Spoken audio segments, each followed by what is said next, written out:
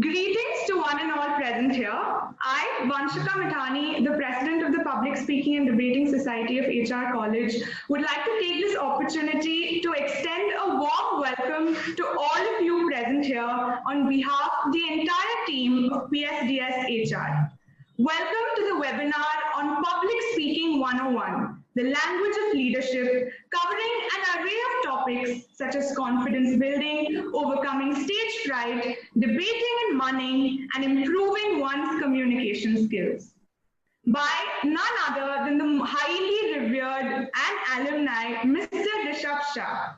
The audience here today comprises of individuals most passionate about debating and MUNning from PSDS, and Mr. Rishabh Shah is not only a source of inspiration for us, but also probably the one person responsible for introducing most of us to the world of MUNning and public speaking through MUN. I know it was because of him that I was able to join the world of MUNning in 6th standard, and Mr. Rishabh Shah has taken and given students the opportunity to go speak at the United Nations headquarters. It is an absolute honor to have you on board, sir. Thank you so much. And to all the others who've tuned in, thank you for joining us on board. We are delighted to host you. We would now like to request everyone to rise for the national anthem. तेरे ले लिया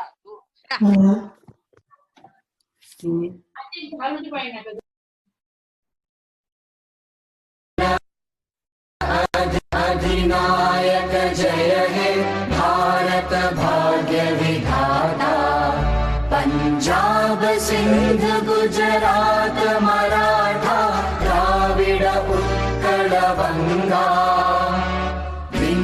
हिमाचल यमुना गंगा उच्चल जलधि तरंगा तव शुभ नामे जागे तव शुभ आशीष मांगे गाहे तव जय गाथा जन गण मंगलदायक जय हे भारत भाग्य विधाता जय हे जय हे जय हे जय जय जय जय हे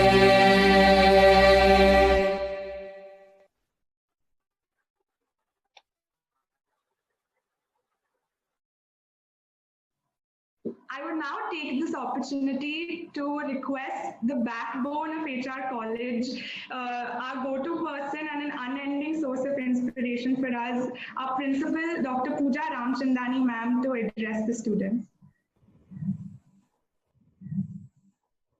Thank you, dear, and a warm good afternoon to all my dear students, my professor, Professor Geeta Sahu, and my brand ambassadors. I always call my students as brand ambassadors, the core committee of Public Speaking and Debating Society, an event and a responsibility on their shoulders where they train students to speak, not just speak, but speak in public, debate into different auditoriums, debate into different teams where you get confidence and explore a leader in you that, yes, the one thing that students are scared of is how should I speak?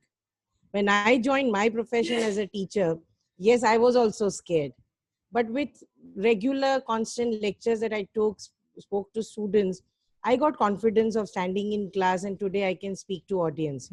But the fear that students have when they enter into colleges is how do I speak to people? How do I express myself? How do I put my point across? An idea that came across in our colleges and Public Speaking and Debating Society was formed under the able banner and guideship or leadership of Dr. Geeta Sahu. A responsibility that they took on their heads, and they said that we will train our own selves to speak in public. And this is where the motto of Public Speaking and Debating Society came in.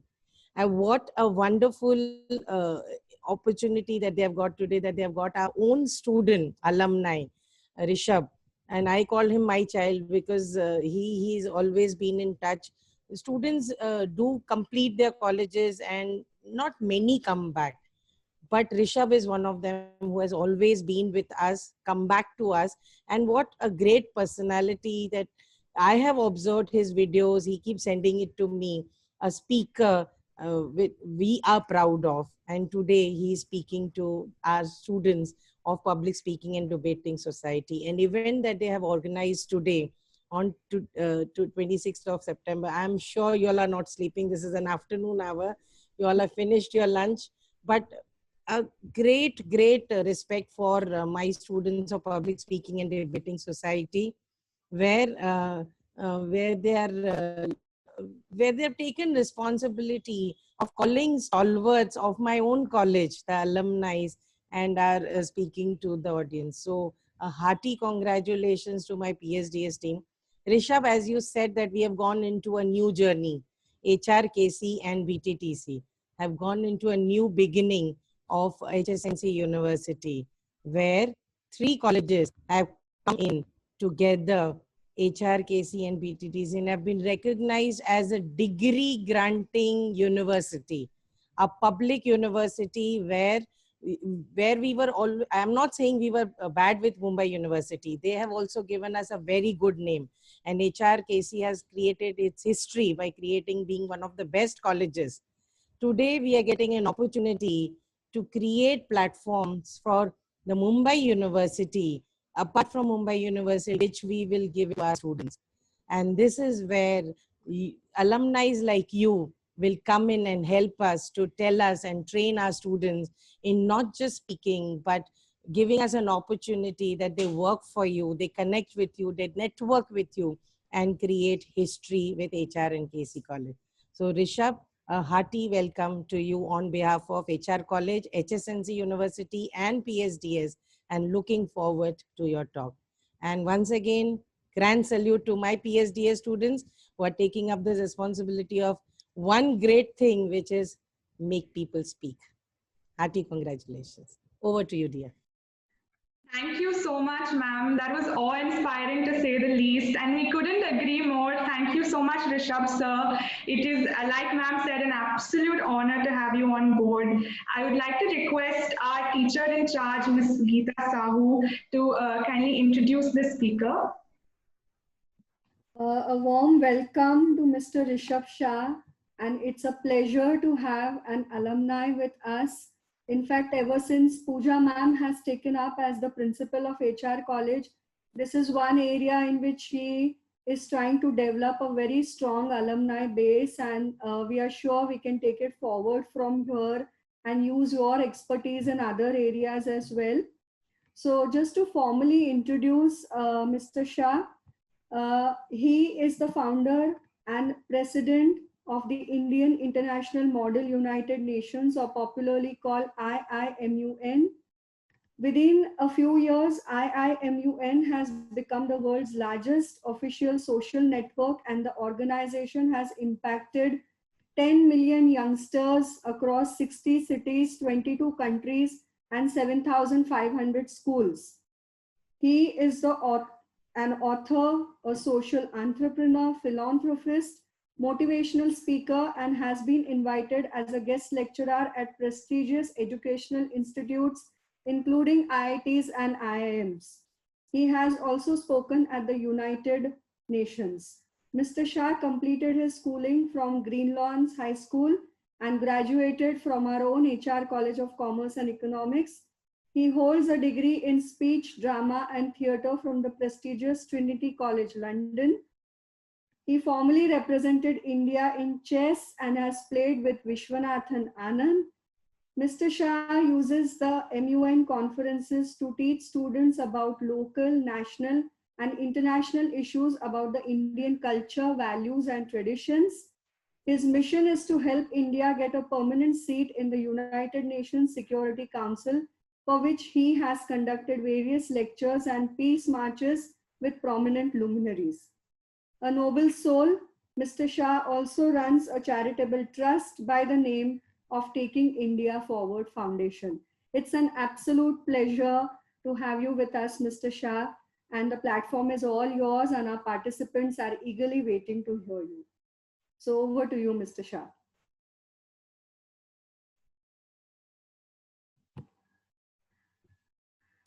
Great. Firstly, thank you for that. Thank you for that very, very nice introduction, which was very long. So I hope everyone's had a good lunch and probably they just got 10 minutes of sleep whilst that long, very long introduction was going on. But I must appreciate, I first must appreciate and thank both Dr. Pooja Ramchandani and also Geeta Sahuji for being so kind and gracious to introduce me. Then, of course, to thank Vanshika. I didn't know it was such a formal program. I would have been better dressed and would have made my hair at least so that I don't look so funny. But I thought it was just a simple interaction with young people, but it's a full-fledged program. Just like everything with HR is, it's always grand and it's always over the top, which is always a positive thing. So it's very nice to be addressing all of you. I was questioning myself when Vanshika invited me, and between this, whenever this conversation gets too boring, feel free to interrupt. Vanshika, I'm aware that this is a webinar and this is not a Zoom meeting. Great. So just in case you guys get really, so I can't see the chat section. Do we have a chat section? We have a chat section, right? So, so just in case you guys have any questions or just are tired and fed up and are like, Rishabh, that's it. I'll pause and I'll stop out there. I'm sorry, I'm going to use a few slangs. I didn't know the principal was going to be there. I would have made sure that I'd written a proper speech and then addressed all of you. But it's so nice to be back. And when Vanshika You don't need a speech. You don't need a speech. You're such a genuine and a natural speaker. So that's very, very, very kind of you. I wish my father also echoed that. Since I've taken over the family business of iron and steel, he blames me for demotivating the employees in the company. I told him it's COVID. He told me it was you took over in 2017, and then we agreed to disagree. But the idea essentially is you take HR students, they'll take your industry to a millennial industry. I'm telling you, you take my HR students. No, 100%. We'll come back for recruitment for the company. It's only that it's an iron and steel company. So for all the HR students, all the South Bombay boys and girls, I remember myself cribbing that, it's raining so heavily and I could not cross from Malabar Hill to Nariman Point. But I hope that has changed. I hope we don't have we don't have people like me, and we have more hardworking people and not hardly working people at HR. But without any further ado, Vanshika, thank you for calling me. And I don't know why you called me, given the fact that you've already heard me speak since grade 6. So that's so a person can make a mistake once, but the same person making a mistake so many times makes me question as to why you did it. That said, Rishabh, can I just interrupt you for a minute? Sure, please. I am really not sure about Pooja ma'am's schedule because I know she has meetings back to back. Can we just take a photo of the core along with you and Pooja ma'am? Because of course, yeah, as the teacher in charge, it just comes to my mind that in the magazine we would require a photo like this. Sorry, but if we could just all of us switch on our videos and you should have put my picture in the magazine. You want more people to come in to college. If you put my picture in the magazine, it'll become a questionable thing. But then again, I'm happy to smile and are an inspiration. So if Pooja ma'am, if we could all put on our videos and take a photo before Mr. Shah can start. Yes, ma'am. So the technical team has been informed. The 3 people in charge of the photos kindly take this forward and notify us once we are done.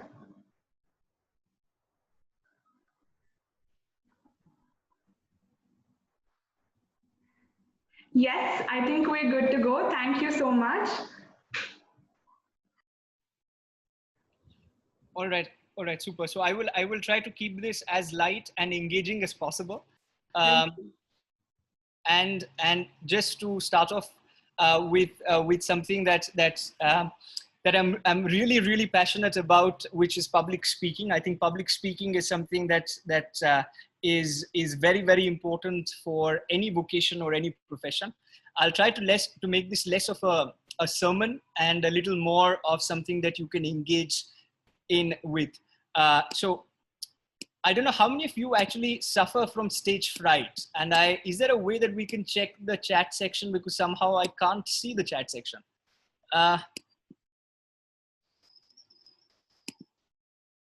I'm digitally handicapped, so give me a second whilst I try to.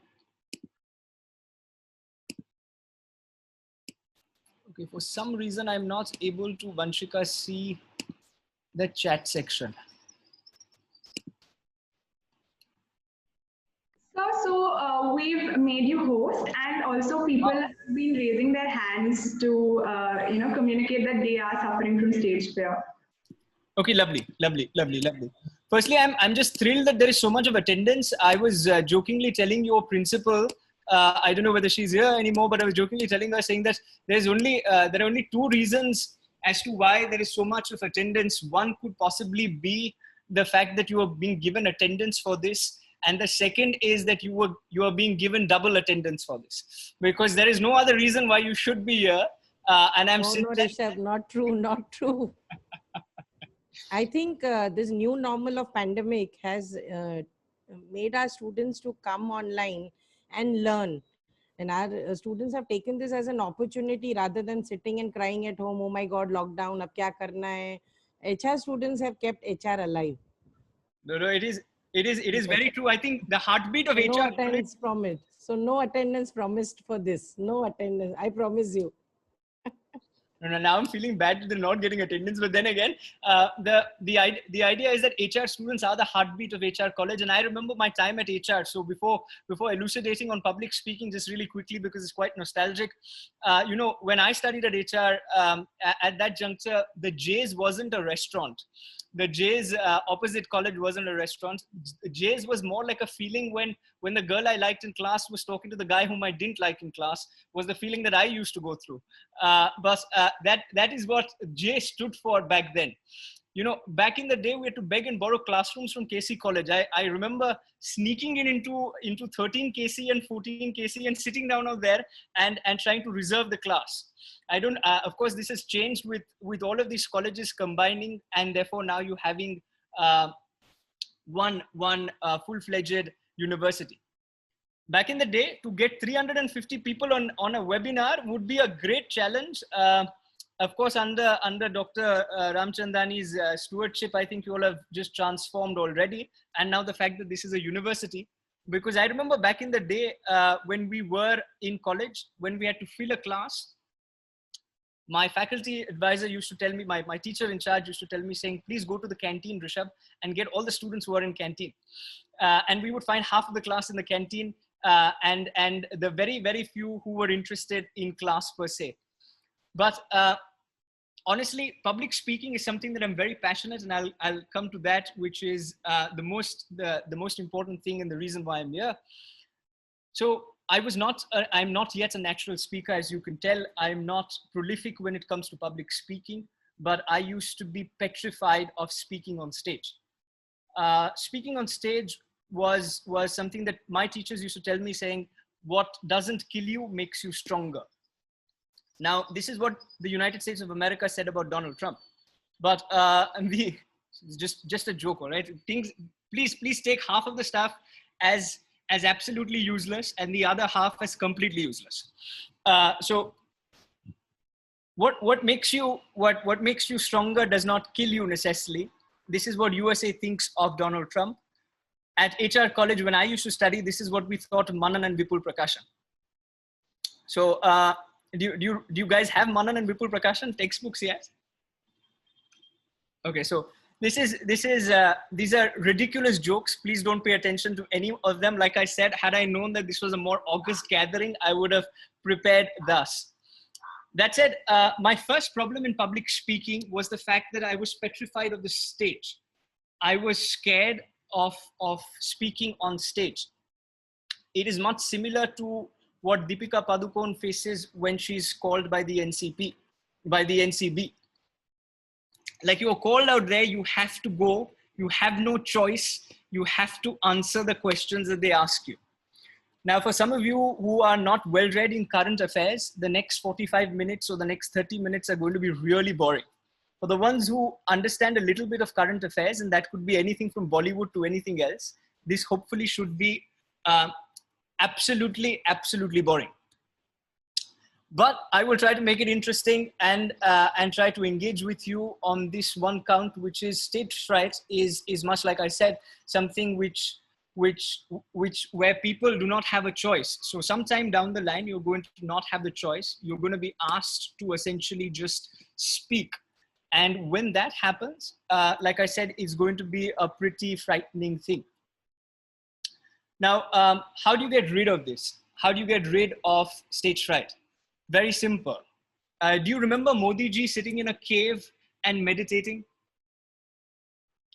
Now, people are nodding their head, the ones that are, whose videos are on, but like in most of my Zoom meetings, 90% of the videos are off. So there's nothing that has really changed on that count. But if you remember, Modi ji sat in a cave and meditated. So being self-aware is really important. So first, identifying the fact that, yes, I'm petrified of the stage is a good starting point. Introspecting and meditating a little bit before you go up is great. Now, I'm not Baba Ramdev to tell you, saying that, you should meditate for like 1.5 hours per day. Nor am I Sadhguru, nor will you listen to me if I tell you all of those things. But if you meditate for barely like 5 minutes, if you shut your eyes and if you can focus, so whatever helps you focus, it could be music, it could be meditation, it could be anything per se. But anything that helps you focus is something that will definitely help you in your journey when it comes to public speaking. The second thing that you should do is, the second problem that people face is we have so many eyes looking at us. Like right now, I can see Simran, Disha, Dipti. So ironically, there are no boys who have videos on, which is quite perplexing. In my time, this was the same thing. Boys were just not interested in what was happening. Yeah? Girls were the real ones who would be glued on, who know what stuff actually happened. And it's not too much of a surprise that the girls in my batch did far better than the boys did. But the idea essentially is that there's so many eyes that are looking at you. And so therefore you get worried as to what will people say.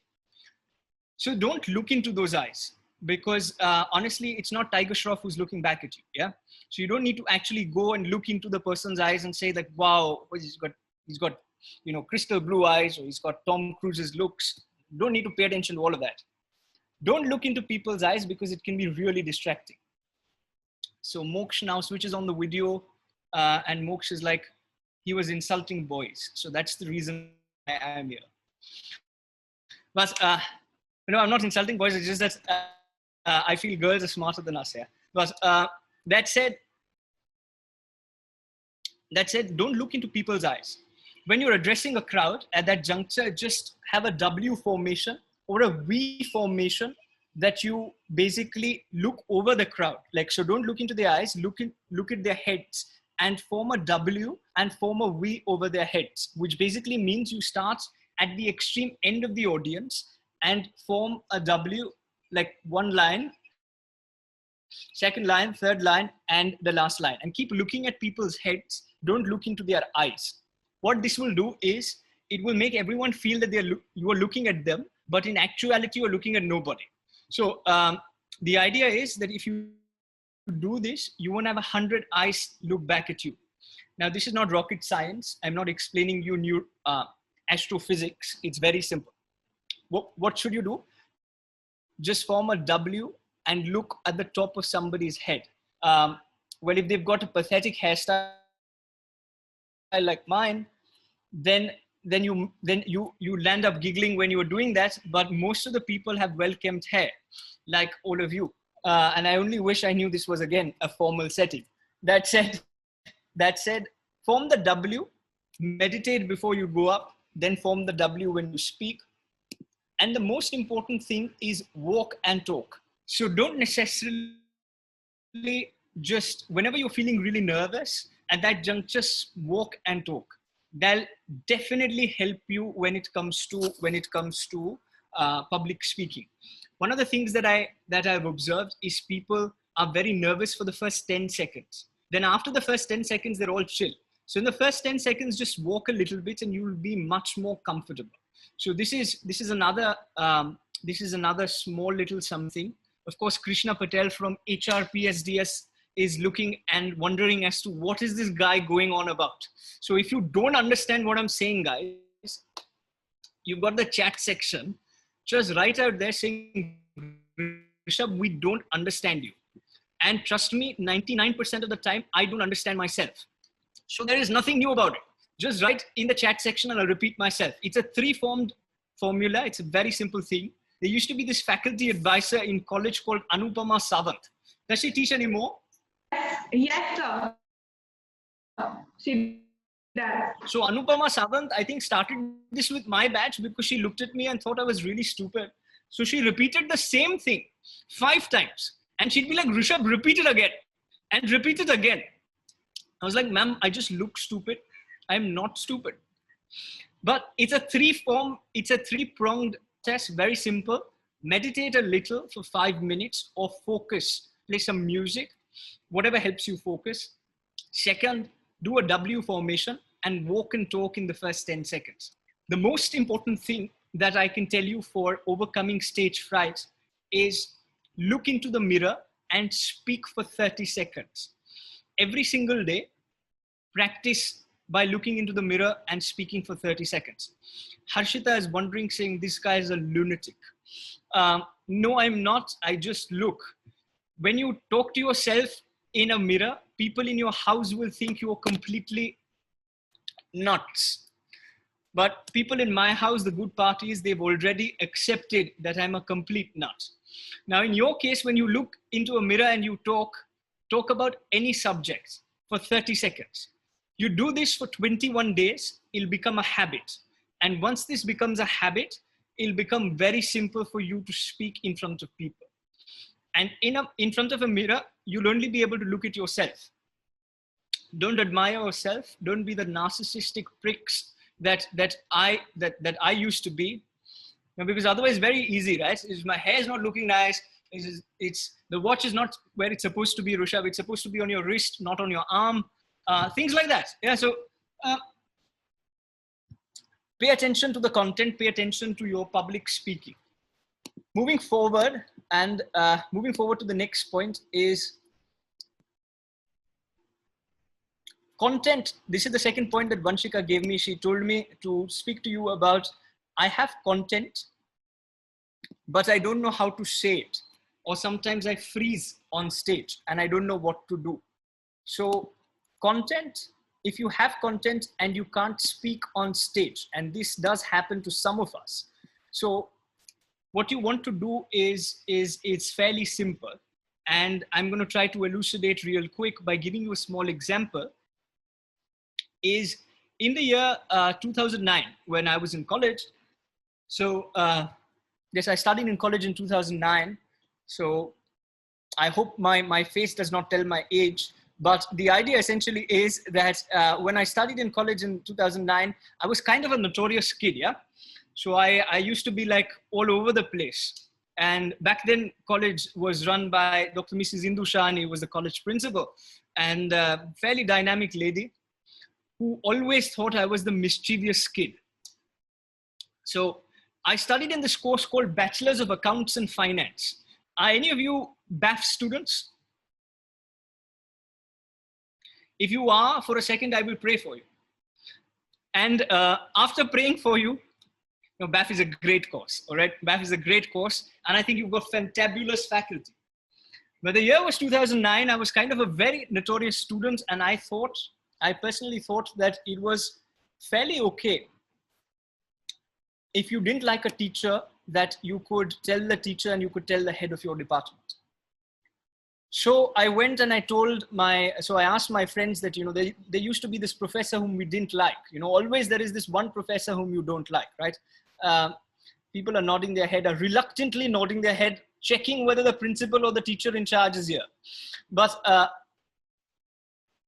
there's always this one professor that you don't like. So whilst I was studying, there was this one professor that we didn't like. And we didn't like him not because he was not cool enough. Because honestly, in college, people who are not cool enough don't fit in. Which is why I never fitted in. But the idea essentially is that this professor was somebody that we were not too fond of. So our entire class thought that he didn't know what he was teaching. Now, my seniors also, I was in the first year in degree college back then, and my seniors also thought the same thing. So I led this kind of a rebellion, not the kind that the Congress party these days leads, but a fairly successful one. What we did is, these are again jokes. These are light-hearted comments. One kid is suddenly going to write in the chat, "I love the Congress party. Why is this guy being political?" Not being political, I love both the Congress and the BJP. Right, but, I should clarify, I don't like either of them. But the idea essentially is that, we wrote a letter to our head of department, and we got 60 signatures on it. There were 60 students in Bachelor's of Accounts and Finance. Are there 60? Are you yet a class of 60? You yet a class of 60? We're getting in comments saying that the strength has increased and now they're 200 plus. That's what the comment section says. There are 200 plus students who have made the mistake of taking bath. Just joking. So there are 200 students who made the good choice of taking bath. See, this is the reason why you should tell me who's paying it, who's going to be sitting in for this conversation. But that said, if all of you who've taken bath, so we didn't have this professor who was good. So we wrote this letter, we submitted it to the HOD, and the HOD actually took it to the principal and said, there's this young boy called Rishabh Shah, most common name and the most common surname in the world, with no relation to Amit Shah. Ridiculous. These are the ridiculous jokes that I crack in the middle of the conversation with the hope that you'll actually smile. Eventually nobody does. But she took this letter and she went to Mrs. Indu Shahani, and Dr. Shahani saw the letter, told the HOD, I suppose, that if the students don't want the professor to teach, tell Rishabh that the demand is accepted. So I was jubilant. I was like, we've overthrown a professor. This is the best thing in the world. And please don't ever do this, because you don't know what happens next. This is what happens next. Called in the cabin of the HOD. I was made to stand there, and she said, Rishabh, you successfully removed a professor. But now your award is, you're going to be teaching first year, second year students this particular subject, and third year students this particular subject. So my HOD and my college principal then called me in and said, Rishabh, now that you've done all of this, why don't you teach the subject? And now the tough part is, you can sit and you can criticize very easily. But when it comes to actually going out there and talking in front of people, then it's a big issue. So I thought my professor didn't know how to teach when I didn't even have a degree. And now when I was made to teach, I kind of realized the trauma. So I was made to stand in front of my class of 60 students and deliver a lecture on this subject area.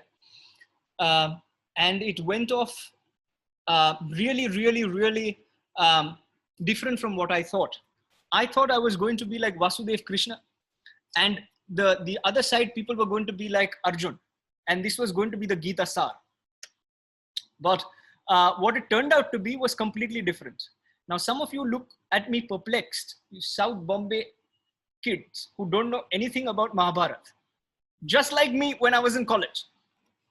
But the idea is that, no, I'm just generalizing. I'm sorry if there's Sobo kids out here. I'm just generalizing because I just feel that all of us are very, very similar in many a way. That said, my class was pretty nice, was not that bad, completely different from what I thought. But I'll tell you the more interesting part. I went to my seniors. And when you talk to your seniors, they any which way feel that we're seniors. And there's a junior who's teaching us. So it's like, junior is going to come to my class and teach me. Started with folded hands. I said, I apologize. I'm here only because of that petition. So it's just probably 1 or 2 lectures, and then Ma'am Shani is going to appoint a proper professor. Nothing doing. The class, my seniors were much like Gigi Hadid and Zayan Malik. Gigi Hadid and Zayan Malik, right? Of course, you know. You of course know that they just had a kid, because these are the things you know. Just joking, guys, just joking. So, So they were much like Gigi Hadid and Zayn Malik. There were students who dressed like them, and the others were only interested in what Virat and Anushka, equivalent back then, Sachin and his wife Anjali were doing. That's the interest level in class, right? Because I think every lecture is not your favorite lecture. You have certain lectures which you really like and then certain which you don't like. And now imagine your juniors coming to your class to teach you a subject. So sad thing happened. They obviously made a mockery out of me in the first 10 seconds. And in the conversation that happened, that I was explaining, there are obviously over smart students in class, like the ones who are really smart, like so smart that they say things like, it's not Leviosa, it's Leviosa. And I'm like, but, and some of you again are blank because you have not read Harry Potter. These are the things you need to study, guys. Just joking. But the idea essentially is that so there was this one girl in class who was very smart, and she spoke and she made a lot of sense. I did not know the answers to a lot of questions, was kind of embarrassed. But the difficult thing was the most difficult thing was my confidence was at an all-time low, and I spoke to the third year students. And the third year students, I had to teach the same subject. And at that juncture, nothing came out of my mouth. Just like what Banchika's question was. When you know the content, but you can't speak. I couldn't speak because I was low in confidence, and was also the one of the girls in TY was somebody who I had a huge crush on.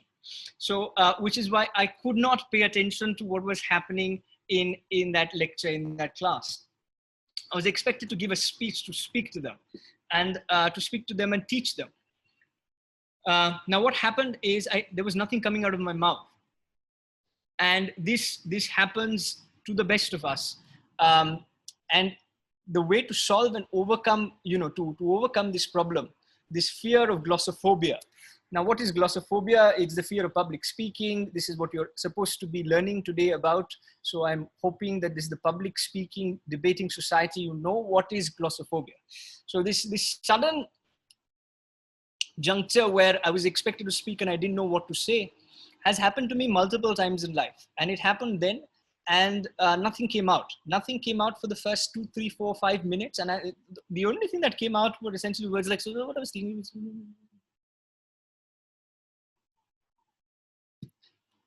Didn't make sense. Now the idea essentially is that how do you overcome this? And it took me back to the same thing. Calm yourself down. You've got so many thoughts in your brain. You have 100 things in your brain, and therefore 1,000 things are coming on the tongue. Pause, like breathe. You and me forget to breathe. Like, I mean, we breathe, but we forget to breathe. Like, you get the stuff. Like, you get what I'm saying, right? Like, someone's like literally saying, how can we forget breathing? Rishabh? If we forgot breathing, then we wouldn't be living. Didn't mean that. I meant just breathe. I went outside the class. I went to the washroom, washed my face, collected, calm, composed, looked into the mirror, said, Rishabh, you've got this. The girl that you really like, it's okay, she's 2 years elder to you, but the girl that you really like is in the class. You've got this. I went back. I tried to speak. And remember the W formation? Remember the W formation? So I didn't look into their eyes because I was like, shit, these are third year kids. They're making fun of me. They're like, dude, that guy doesn't know shit.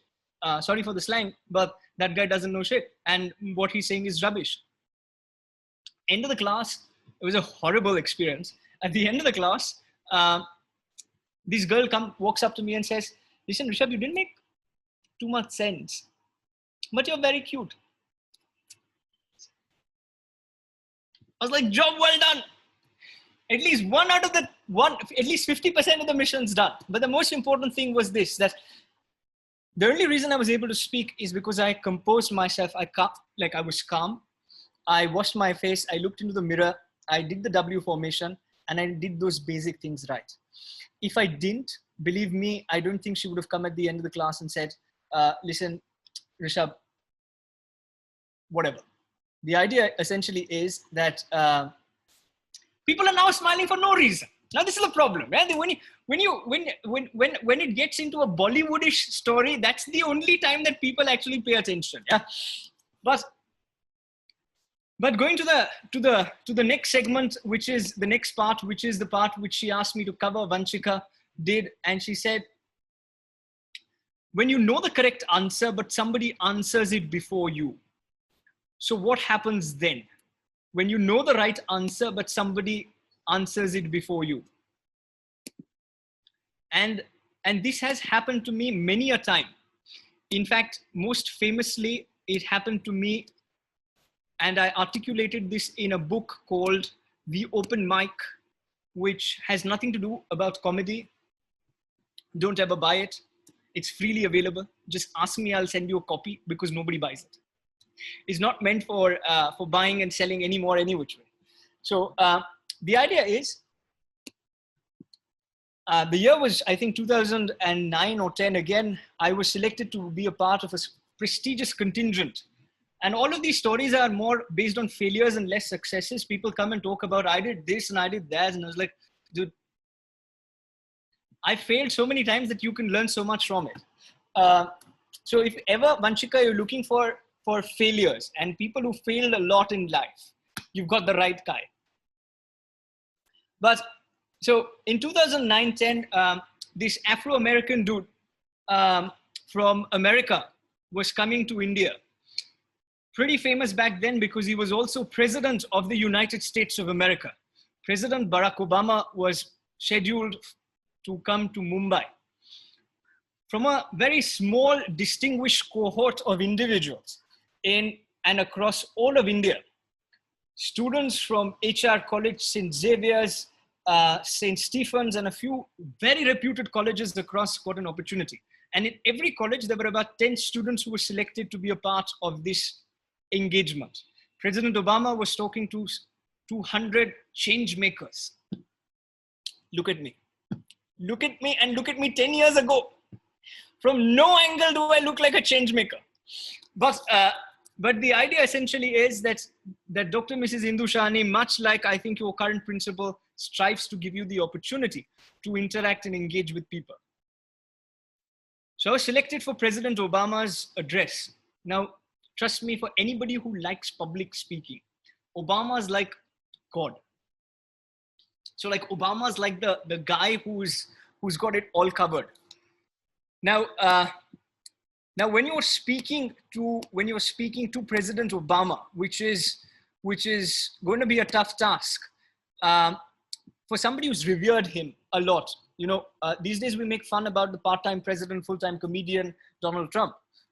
But the idea is, back then President Obama had that kind of charisma that people world over kind of respected him. And you're bloody like 18 years old, and you are expected to speak to President Barack Obama. So anyways, you were like, dude, what, like, wait, I can't say anything more, but you know, the thoughts in your mind are like, what am I going to say?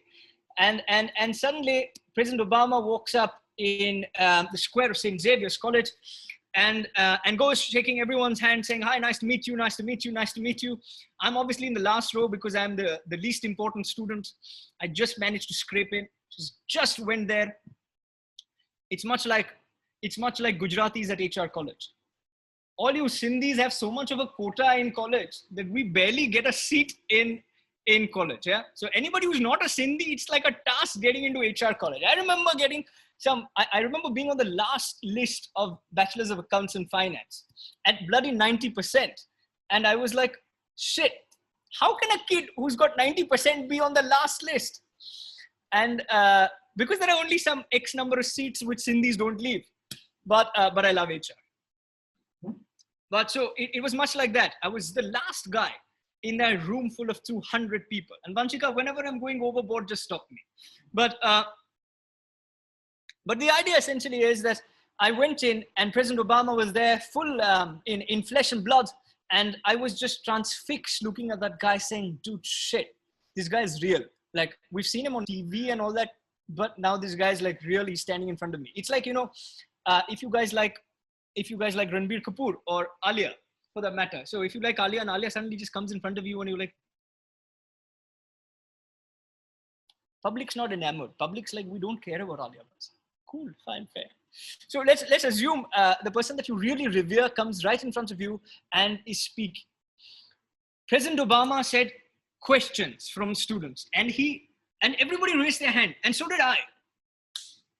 And everyone was covering this, yeah? So if you Google President Obama's visit to St. Xavier's College, you'll get tons of articles on it. And President Obama looks, and it was live coverage, and he looks on one side of the room, and at one side of the square, and he points in my direction. He points in my direction, guys. The first question of the goddamn interaction. So it's a big thing. So he points in my direction, and I've raised my hand, and the guy next to me has also raised his hand. Now, President Obama recognizes you first. So it's not like an MUN conference where your chair recognized you first. It's goddammit Obama who's recognizing you as the first person in a room full of 200. And believe me, the only reason he recognized me first, I'm pretty sure, was that we'd start with the most stupid question and we'll work ourselves upwards. But the idea is that he pointed at me and I could not stand. And the guy next to me just stood up, took the mic. Hi, my name is, and started with his question. And I actually shrugged my shoulders. And I have that video clip in which I go like me, and Obama goes like, and Obama shrugs his shoulders and says, sorry, you missed your chance. I've had the good fortune of interacting with a lot of leaders since. Lots of world leaders, lots of heads of states, a lot of Bollywood and blah, blah, blah. But I've never got the chance to interact with President Obama since then. I've written to him many a time, but you see, he's Obama, I'm Rishabh. So there's a little bit of a difference, just a little. But the idea is I missed my opportunity. And this brings me to the very important and critical points that I want to cover. The problem is that when we look up to somebody so much, we forget, or when we're in a position where we can't basically say the stuff that we've prepared. That's basically because we're either enamored far too much and we lack the spontaneity. These are the two main things that I face as a problem.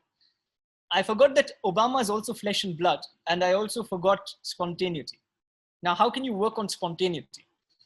Spontaneity, very simple. Do you know of this game called Taboo? It's taboo to say taboo. Ridiculous things I say. But play the game called Taboo.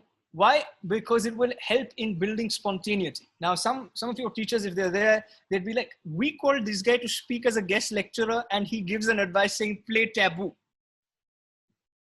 God damn it, play Taboo. Because quite honestly, if you want to work on your spontaneity, that's definitely going to help you being more and more spontaneous.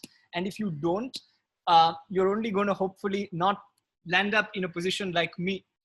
And you will meet a lot of people that you really look up to. Not look up to like the way Jaya Bachchan looks up to Amitabh Bachchan, yeah? Not that way. Public's like, he's using examples of the 1950s. Just encompassing every age bracket that is probably listening to this. But the idea is that if you do not play Taboo and get rid of your fear, or rather, if you do not get rid of the problem of being enamored by people, you're going to face a lot of problems going forward. And that's going to be a big challenge for both you and for everybody else around you. Because I remember all the kids in college celebrating one or two students who had asked a question to President Obama. And the first guy who was given the chance, was the guy who's talking to you today. I didn't make any headlines, no newspapers, never have made it. Now I don't want to, now I consciously work towards not making it. But back then in 2009-10, if somebody told me saying, Rishabh, you're going to make the front page of Times of India, I'd be very excited. I'd be very, very excited. So how do you work on spontaneity? Start playing Taboo. And the last 2 points that I'll touch base on is you'll always find a Betty Cooper in life. Now, I don't know whether you've seen Riverdale or whether you watch Riverdale at all, but you'll always find a Betty Cooper in life. Somebody who always knows better. Like, she knows what needs to be done. You don't know what's happening in life, but she solved the case. So you're going to meet all of these people. And it's more likely that you meet these people in an MUN conference or in a debate competition. Because in a debate competition, the nation wants to know. That's what happens. The nation wants to know ki rasode mein kaun tha. Correct? That's what the nation wants to know. And people essentially, people switch on the videos, they're like, this guy cracks one joke which is funny. In a 45-minute lecture, he cracked one joke that was funny. But the nation wants to know. And this is what is the normal, this is the new normal in debates and MUN. We shout because we feel that shouting matches are the way that our judges are going. The more we shout, the more likely judges will give us first, second, and third place. For all of you who are good MUNers, good debaters, and are not scared of public speaking, but are yet forcefully sitting here today, this is something small that you can take back. And now Harshita smiles because she's like, I am one of those students. And there are 16 Harshitas out here, so there's no problem. It was not directed to anyone in particular. But the idea essentially is that how many of you are good at MUN's debates and public speaking? How many of you are good at MUN's debates and public speaking? In the chat section, if you'd be kind enough in order to write, that'd be fantastic.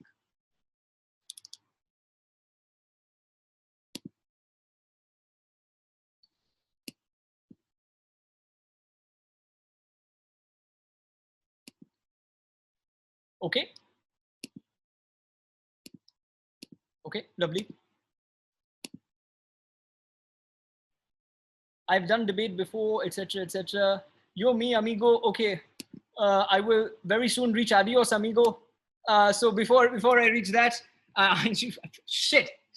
I just started the Zoom meeting link where I can see your chat section, and I'm now reading all the really embarrassing comments that people have written, and I can also see your principal's display picture up, which is even more worrisome. But for all you pros, for all you experts of public speaking, all right, remember, public speaking is not a shouting match. Today, television studios only show you that the more you shout, the better you're going to be. Believe me when I say the best and the most prolific public speakers across the world don't shout. They utilize something which is called, and this is the secret to a lot of good speeches. They utilize, and one of the things that I'd want to leave you with is something that's called power generators. I don't know whether you've heard of the concept of power generators, but power generators are much like bhaiyo aur behno, mere pyare mitro, and mitro.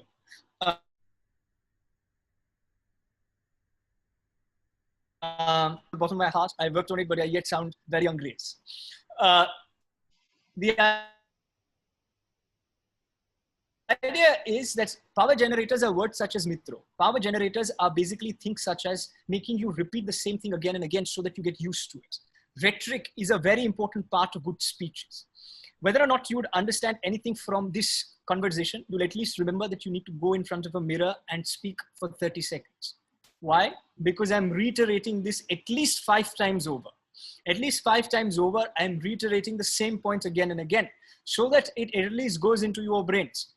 Of course, you're smarter, therefore I don't need to say this. But for anybody who's good at giving speeches, try using narrators, quotes, anecdotes, and utilizing the same point again and again and again, and it automatically becomes a power generator. Like, be the change you want to see. Like, we can do this together, and so on and so forth. There are also a few things like chronomics, which is the concept of time, as to how can you use time. I never follow time. It's already 2 p.m. and I've been told that this meeting is up until 2 p.m. But with your permission, Vanshika, I'll extend it for 5 more minutes. Yes, sir, of course. It's up to you. I think we have a few people wanting to ask questions also. So whenever you want to open the floor to questions.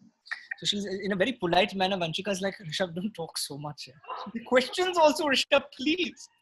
And I'm like, okay, this is the last couple of things that I want to tell you is chronomics, because chronomics is the concept of time, proxemics, the concept of space. You've got haptics, which is the concept of touch. There are things like this which you can use when it comes to public speaking, which will make you a better speaker. Like say, for example, if you pat the back of somebody when they're sitting in class and you are the speaker, automatically that person pays more attention. When your principal was taking the names of all of you whilst you were in that small group, at that juncture you felt special. When I take your names individually, for no good reason, you'll start smiling, which basically means that things such as proxemics, things such as chronomics, things such as haptics are very useful. Another very important thing is language, as language is sometimes a barrier. Today, all of us talk in chaste English. Manje, hum log आधा हिंदी में बात करते, आधा English में बात करते.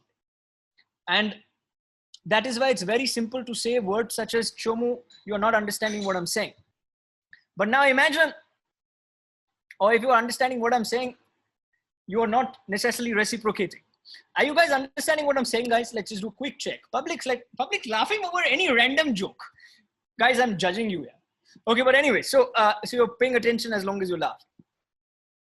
Now, the thing is, when you communicate with people across the world, like speaking at the UN, now, there were a lot of Indian students, so that was a good thing. But a few times, a few mistakes that a few people have made, like called me to these places like Oxford and so on and so forth. When you speak at all of these prestigious places, at that juncture, what happens is the way they converse is very different from the way we converse. They sound more like Shashi Tharoor and less like you and me. And now the problem with Shashi Tharoor is that Tharoorosaurus, I do not understand, and I cannot refer to. So how do we catch their diction, accent, customs? Whilst we're speaking like this and it's fairly comfortable and acceptable in our society, in Japan, if I were to address you like this, people would be more offended. How can you call a president of United States of America full-time comedian? Things like that would be offensive. But in India, they're fine. So for all those people who are really good at public speaking, try to learn the finer nuances. Try to observe and read and see more speeches of world leaders. See how Martin Luther King Jr. spoke. See how Winston Churchill gave his speeches. Definitely don't look at my Instagram page. Basically, look at leaders who inspire.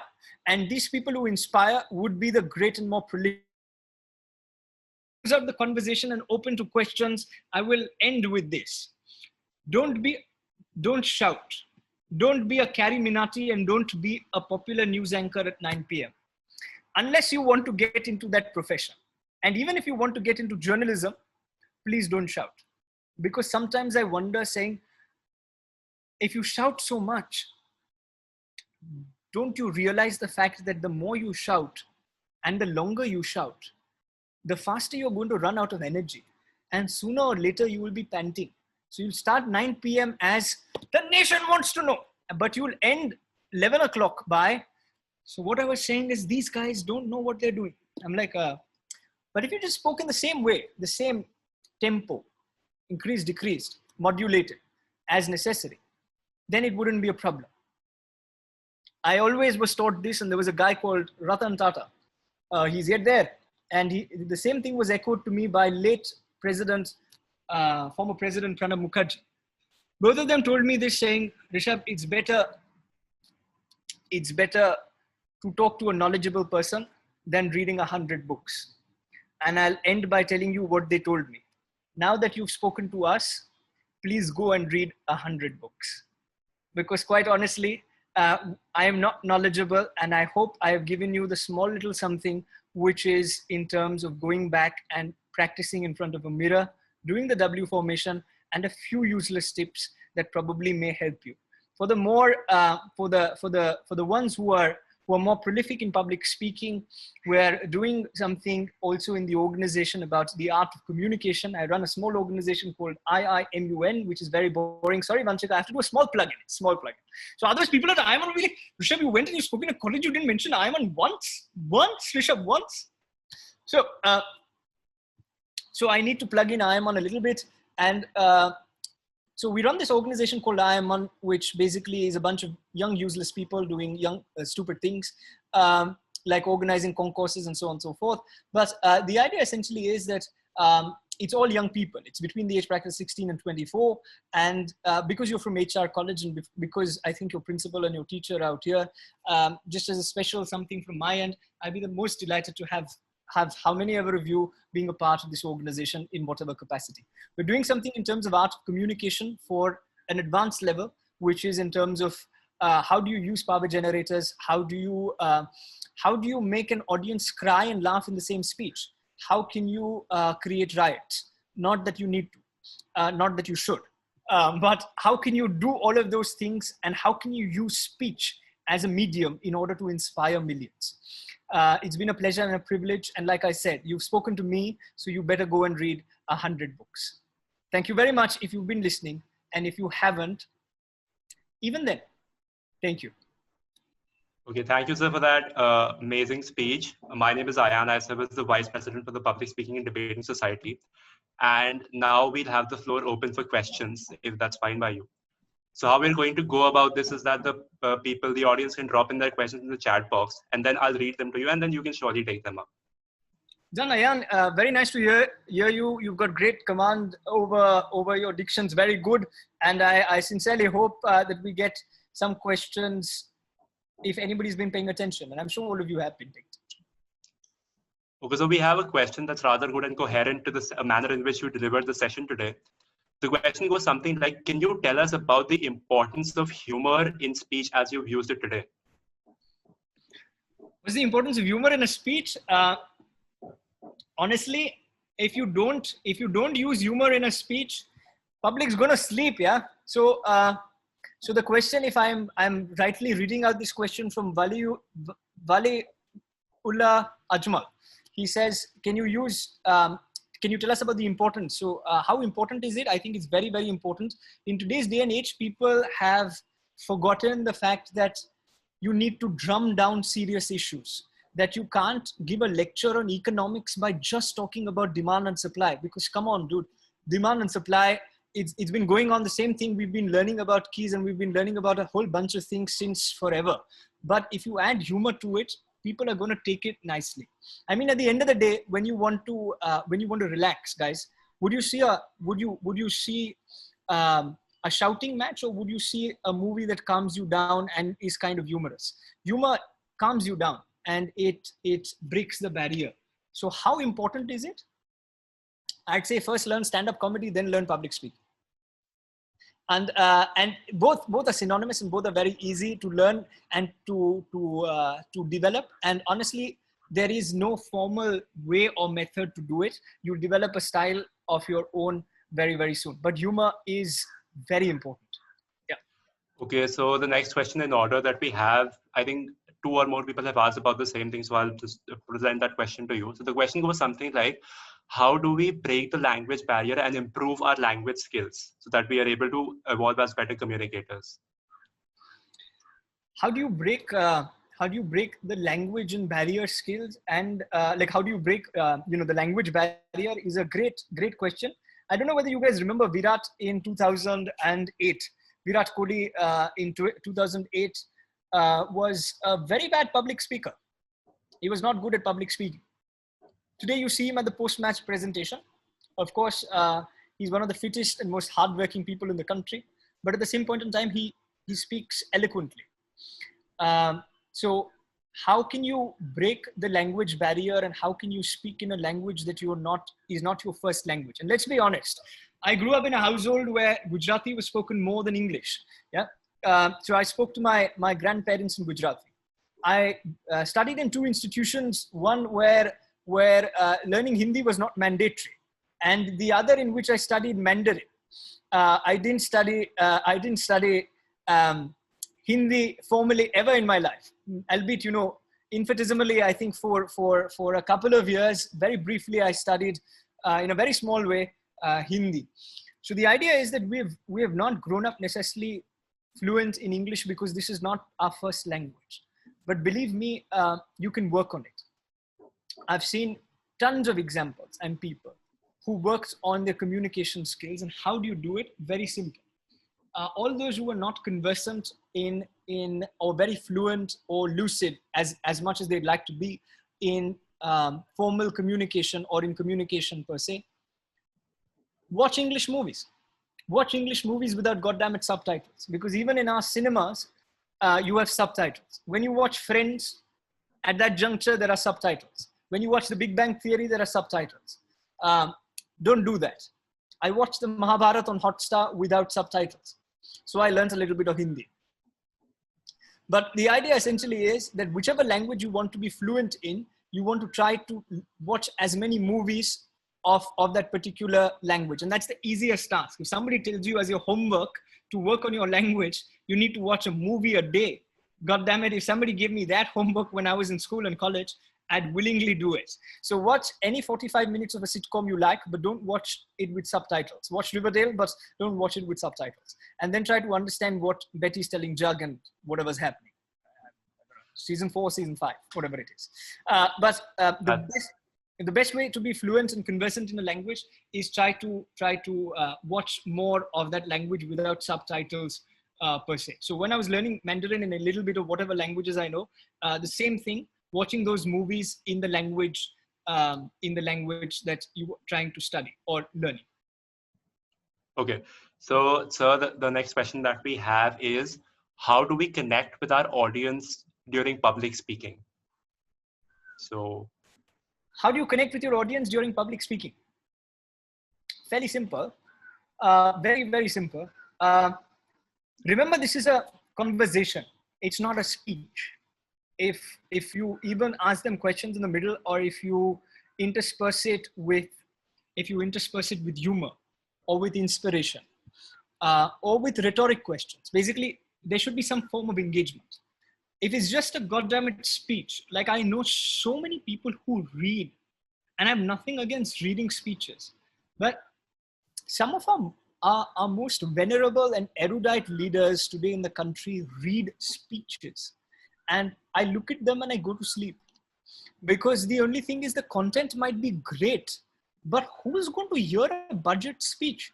I don't know whether any of you guys follow Indian politics that closely, but if you do, my question to you, how many of you even heard the entire budget speech? Nobody hears the budget speech because she's reading off a piece of paper, and she reads for about 2.5 hours. And if you're going to listen to somebody for 2.5 hours, so we're saying chapter 7, page 61, clause 22.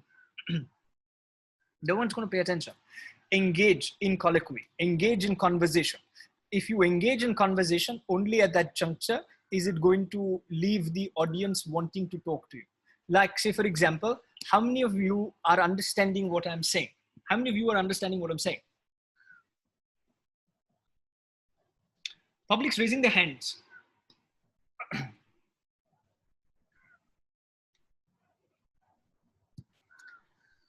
Public's like me. Somebody's writing me twice.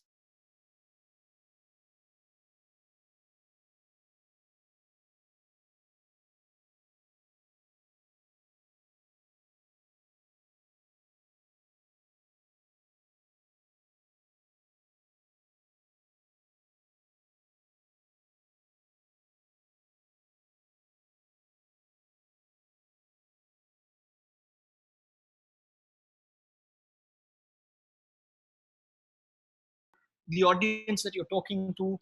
And see, I always try to speak to a room full of doctors about chartered accountancy. And I speak to a room full of chartered accountants about MBBS. So then everyone's like, that guy's a smart guy, huh? That guy's a smart guy. Like, of course, when we spoke about MBBS in front of MBBS students, there was a big problem. No? So the idea is, remember this, that the key, if you're observing, is in order to intersperse everything in life with humor. If you can do that, your audience will pay attention to you. Even President Obama, when he left office, did a mic drop. He did a mic drop. I don't know whether you pay that much attention to US politics, but he did a mic drop, and people were like, dude, a US president doing a mic drop is pretty cool. I spoke in the UN headquarters in track pants and a t-shirt. So the idea is the UN diplomats out there who saw me were like, dude, this guy's crazy. And at least the kids who were there in one of the years paid attention because they're like, dude, this guy is really crazy. The idea is whatever you do, try to make it engaging and interesting. How can you do that? You can do that with humor. You can do that with stories. You can do that with your clothes that you're wearing. You can do that with your hair. You can do that as long as you get the audience's attention, you're through. Yeah. Okay. So, so how many questions are you comfortable with taking beyond this point? Listen, my friend, it's a Saturday afternoon. So I had two things to do. One is sleep, and the second is bore you to sleep. So, but I'd be happy to take 2 or 3 more questions, 3 questions. Rishabh, I have a question to ask you. Oh, that's great. Now I'm scared. No, as teachers, many times we do introductions and vote of thanks. So when I formally introduced you today, you said that it was a longish introduction. So I really I really want to know that ideally what should the introduction cover, because we really do this a lot of times throughout the year. So if you could just say something more about this. Okay, no, I didn't mean it, ma'am. I didn't mean it literally. Geeta, ma'am, I think you did a great job. Yeah. No, but I really want a feedback on this. It's not just for me, but how long ideally should an introduction be, or a vote of thanks also? So this is like a tricky question, because if you answer it, then people will judge you. But if you don't answer it, then also people will judge you. So ma'am, I will try. I think you've done a great job at the introduction. I think the way this whole thing is conducted just shows the professionalism that HR college has continued to have over the years. I think since I have heard of HR when I was in grade 5 and grade 6, since then till date, HR has maintained that level. So what you did, ma'am, is perfect for a formal event. But in terms of making it more concise, ma'am, sometimes I feel, the people who come and speak and engage, and when I used to be a student, at that juncture, when people would come, they would give such a long description, because see, you don't need to give a description for Sachin Tendulkar. For Sachin, you're just like, ladies and gentlemen, boys and girls, we have Sachin Tendulkar. But ma'am, for people like me, because nobody knows me, it's but natural you have to give an introduction. But what I'm saying is that if you were to say 2 lines, like if you were to say that he was an he's an alumni from HR college, and he's done a whole bunch of things which he'll tell you a little better about, then leave it to the speaker, because what happens is nobody can be very pompous, and automatically, ma'am, you'll come to know the speaker also. Is he more interested in talking about the 100 to 2,000 things which he's done which are successful, or alternatively whether he's also humble and he just shakes aside all the introduction? Because I think, ma'am, when you call these students, that time you give a small introduction. Like I saw Vanshika's graphic, which said that, he's spoken at this, blah, blah, blah, and so on and so forth. But the students would have probably seen the entire thing. I know sometimes it may come across as disrespectful, saying, how can you ask Ratan Tata to introduce himself? But this is what I always tried to do when I was in college. When I was made to moderate, I used to always go up and ask the teachers, saying, is it okay if I get the guests to introduce themselves? They said, Rishabh is the chairman of ABC so-and-so, and it's not going to be correct. But some of the teachers did allow me to do it. And depending upon the occasion, like, of course, if you're hosting a chief minister or something like that, ma'am, what you did is just perfect. But if it's a young fellow, probably, Rishabh, introduce yourself because you anyways talk too much, type of a thing, or just 2 lines about, like, he's done a bunch of things and made our college proud, type of a thing. But I think, ma'am, what you did for a formal function was. Yeah, okay. Yeah, and ma'am, I think one of the things that which I see, which is so great, I think none of my professors smiled as much as you smiled, ma'am. So So both you and Pooja ma'am always, like, even a picture right now, it's just like, you know, if you zoom in on a picture, it's like a smiling face. So it's just like the people feel approachable, and people love talking to teachers who are smiling. So I think when you're doing something and you're in front of a crowd and you're speaking, if you have a smile on your face, I think that solves half of the problems. So just smiling, addressing, and then depending upon the occasion, and just a few lines, and then Rishabh, say rubbish, like, you know, talk rubbish. Yeah, I think what I would like to take away from this webinar today is your sense of humor, because as you rightly said, that a pinch of humor can do wonders. Even in our lectures, you know, if we could bring in that humor, I think that's very appealing to the audience. Ma'am, the problem with young people today, no, is like me also, is the fact that if we don't make it exciting and engaging for them, no, and I think you in college we make it really exciting and engaging, but I've seen in some colleges it becomes like it becomes like, oh my god, it's another lecture. But if you make it like fun, and this thing which in college I remember all our professors doing, and I'm sure you already do, then it just becomes more and more engaging for them. And of course, but you're really smart. Like, see, I'm stupid, so I can do all of this. But like, you know, when a smart person is expected to like dumb down, then they'll be like, how can I say all these senseless things? Like, the nation wants to know the rasode mein kaun tha. Like, who says that? Like, so so things like that, which is ridiculous. But ma'am, I'm more than happy. Like, you know, I'm so glad that you asked me a question. It's just an honor, and I hope I gave half a correct answer. And I'll, with your permission, I'll take any two questions from the kids, from the students. Okay, so the next question goes, sir, which books do you suggest that we read in order to improve our personality?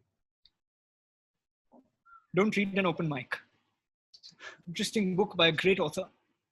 Sold exactly 2 copies. Then we gave it for free. It's called An Open Mic. Don't read that.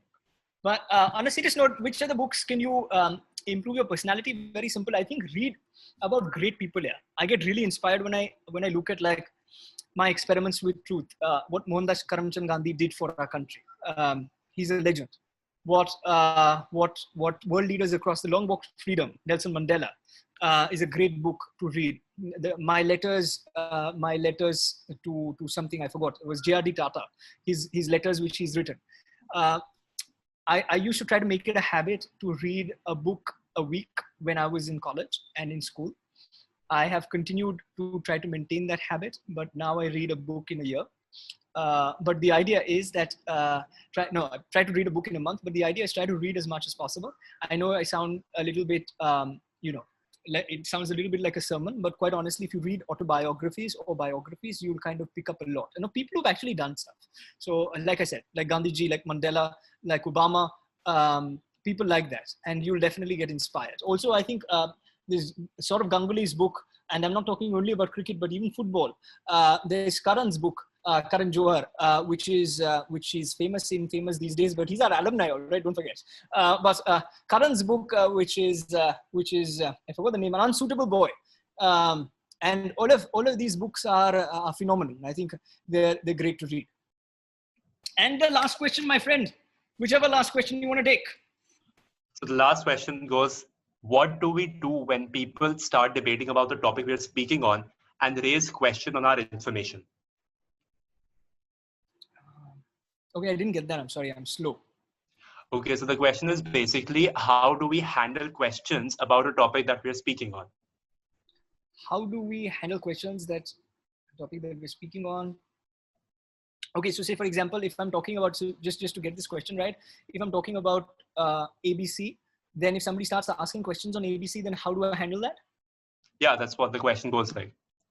Okay, it's a very tricky question, but I will try to answer it because I don't know whether I fully understood it. But anyhow, so from the little that I understand is, if somebody's questioning you on the data that you are giving, basically that's the question. Then honestly get the facts right. Like before you speak, I strongly urge all of you to not speak like me. Don't ramble on and don't do stand-up comedy in the middle of a speech. 5-6 lines is fine, but have hard facts. Yeah. So I spoke to, I think was your president of the Students' Council. I just spoke to him today in the morning. Today was like the HR college day. I lined up all the engagements of HR college today. I spoke to that boy. I forgot his name. Yeah. Hitesh. Hitesh. So I spoke to him and he had some questions on politics and this, that, etc. And he's doing some interview series. And he said, Rishabh, I want to start with you. I said, biggest mistake in your life. But when I was answering, I tried to prepare as much as I could. I got, honestly, I got 10 minutes to prepare for the thing because there were a spate of engagements before. But the idea was that even for 10 minutes, I tried to prepare and then give the answers to the question. So at the end of the conversation, in fact, he mentioned that the facts that you gave were great. But honestly, the facts that I gave was only because I got a chance to go through the questions, read. And quite honestly, because if you're a voracious reader and if you read the newspapers every day, of course, these days newspapers are more paper, less news. But the idea is that if you essentially read the newspapers or if you follow news, it'd be very easy for you to incorporate a lot of elements like you saw in today's conversation. I had just written bullet points per se. I had not written a long speech. It was point 1, 2, 3, 4, 5. And then the other was nonsense. Was just information that I had from before, which I passed on, which I hope made some sense. So the idea essentially is that. I particularly like one question. With your permission, I'll just take it and close with that. Surely, sir. Definitely. Niharika Panchal. Unless you planted it, my friend. Did you plant this question? No, we did not, sir. It's like, please say about drama techniques used by public speaking. This is like superb. Like, so back in the day, there used to be a college club, all right, that used to do a lot of drama and theater and all of that jazz, right? So I used to be pathetic at, please don't call me sir, yeah, listen. I'm just a few years elder to you guys. Anyhow, so what I'm saying is, the idea essentially is that when you when you are incorporating drama techniques in a speech, what will happen is you will be able to entertain. Shah Rukh Khan may not give great content in a speech, but Shah Rukh Khan is an entertainer. When he speaks, the audience stands and applauds. Of course, because he's Shah Rukh. Like, he just removes his glasses and goes like, मैं जो आपको बोल रहा था, and public goes like, oh my God, that's Shah Rukh Khan. I do that, public goes like, nikalo isko. But the idea is that you want to be able to incorporate drama. I think the best speakers are great at drama. I'm not saying anything about a very popular speaker who cried in his speech just in 2017-18 when the nation was facing a lot of trauma, and he cried in his speech. And I sincerely believe that he was actually feeling bad about people feeling bad, but he started crying in the middle of a speech. Guys, now let's analyze this objectively for a second. Do you really think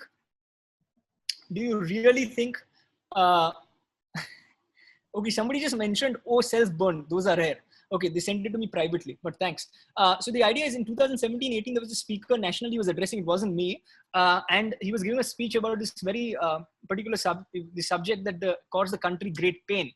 And he started crying in that speech, yeah? So, and I was like, this is phenomenal. This is great. Now, whether he felt it and he started crying himself, or whether he actually like, you know, he had a script and he was following the script, bro, the nation was touched. Guys, the nation was touched.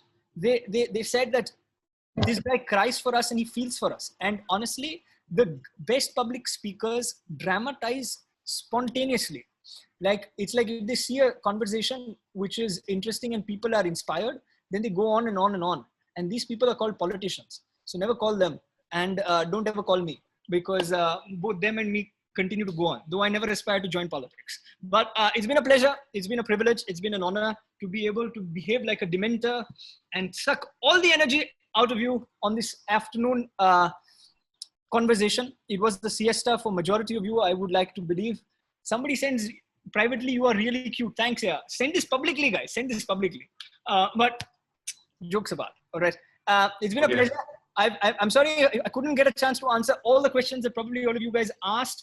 I can leave you with, if the college allows, I can leave you with my Instagram handle, and please feel free to ask me any question that you have. You see a very funny guy on Instagram with an even funnier face with a funnier hairstyle. Okay, so apologies for the questions that we were not able to take because of the time constraints. And yes, sir, you can definitely share your Instagram. We do not have any reservations to that at all. So now I would like to take this moment to thank our esteemed speaker, Mr. Rishabh Shah, for taking time out of his busy schedule. Don't call me esteemed and all. Yeah. Come on. Sorry? Don't call me esteemed and everything. Oh, sorry, ma'am's come. Call me esteemed, guys. Please call me esteemed. Okay. Yes. I was there. I think I'll take a minute of you all. And I was there listening to the entire talk by Rishabh. And I think all of the students who were there will agree. It was so natural, soft, composed. None of the time he was getting humor into picture. He was taking his own stories of HR college and the engagement that he had with all of you. I mean, I was looking at the pictures. I had put my video off and I was observing who's listening to Rishabh. As a good teacher, I was supporting Rishabh. But this is what I have been telling even PSDS, that each one of you who have joined your club or an association is unique. Some are extrovert, some are introvert. You all have to ensure that whatever speaking abilities, an introvert will speak differently, an extrovert will speak differently. You have to create platforms for all of them. And today, as Rishabh said, that Indu Shani madam made him stand in class, though he was a naughty one. And you know, this is what HR believes in. We don't punish naughty ones, we encourage naughty ones. And today, when we see Rishabh doing MUN events, talking to great celebrities and great industry experts, I believe we feel proud that, yes, once we made him stand in the class and give a lecture in a class, in the same class, and the girl liked him. I think this is what he has given me a lesson, that how do I now tackle the naughty ones. So thank you, Rishabh. And so once I would suggest as PSDS, have more of your interactive events among your core club members. Give a chance to one person to come and speak. Don't criticize, appreciate. Even that one appreciation, that, you know, the way Rishabh was looking at the chat box and was feeling motivated with what you all have been sending him. I think the same thing you all have to learn from Rishabh and do it for each other. And I would request Rishabh, you know, you interact with so many great personalities on a regular basis. Do invite Public Speaking and Debating Society on a regular basis so that our students also learn and speak to them. So this is something that I'm requesting Rishabh to get connected us to the great speakers in industry who speak well. Give them those contacts who can come in and speak to them. So that would be an alumni contribution from Rishabh, and he has already promised me that he will get great speakers. He is into touch with many of them. So Rishabh would be glad if you connect some of them to us. I'm in touch with them. They are not in touch with me. That's the problem. So, you know, but I would be delighted. Yes. I would be delighted, Dr. Ramchandani, to be able to contribute in any way. I will most definitely do this. And may I then just, you know, as a small thank you gesture before somebody gives a vote of thanks, on the 21st of October next month, actually, we are hosting somebody whom I greatly revere and admire for both his proficiency in English and also his communication. I think he's one of the most prolific public speakers in the world today, right from Oxford Students' Union all the way to the United Nations. And even in India, if somebody says his name, they will, when you take his name, it's taken with a lot of awe. His personal life and political life aside, I think when it comes to international relations and public speaking, he's one of the best in the country. I'd be the happiest and most delighted to invite all students who are here to a session with Dr. Shashi Tharoor, where he will be engaging with us on the 21st of October. So I will send across more details to Vanshika, and that's the small little something that we can start with, ma'am, with your permission. And even otherwise, yes. Go ahead. Even otherwise, continue to do that. Yes. In fact, I would give a job to PSDS today. There is a language lab in our library. Yeah. And there are different CDs which are available in our library, which are orators, great leader orators. So I would suggest now Vanshika and the PSDS team Yeah. to use them and start that language laboratory or lab in college once we open up. Surely, Sure. ma'am, surely. Yes, yes. We're looking forward to it. Yes. Thank you. Over So, to you, dear. yeah. I think the manner in which Pooja ma'am described the webinar has already made me fall short of words. But in any case, I will add a small bit from my side. So the manner in which you shared personal anecdotes and then related them to actual real life lessons was just amazing. We don't get such amazing speakers this often. So thank you for that, sir.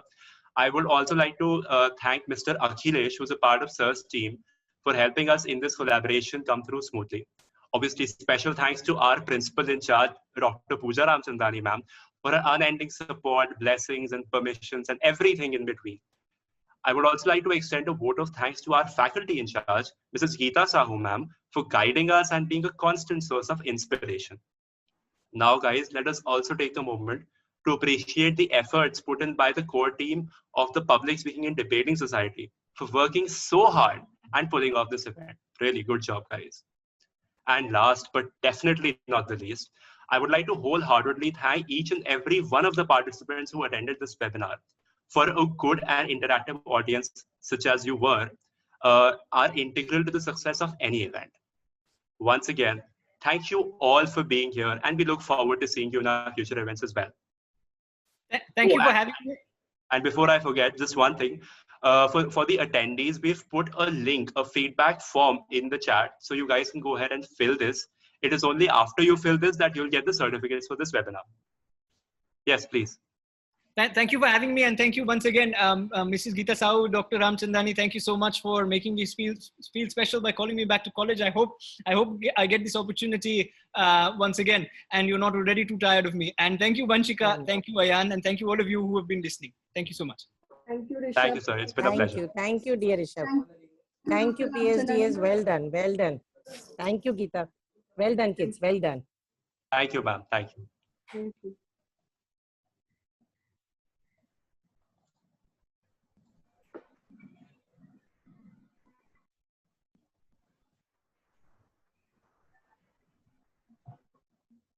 Okay, well done, PSDS.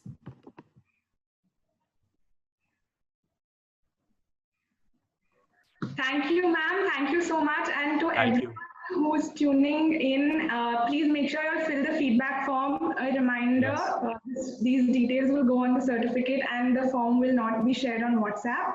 So please take this opportunity to fill the form. It's been sent in the chat box by our PSDS team.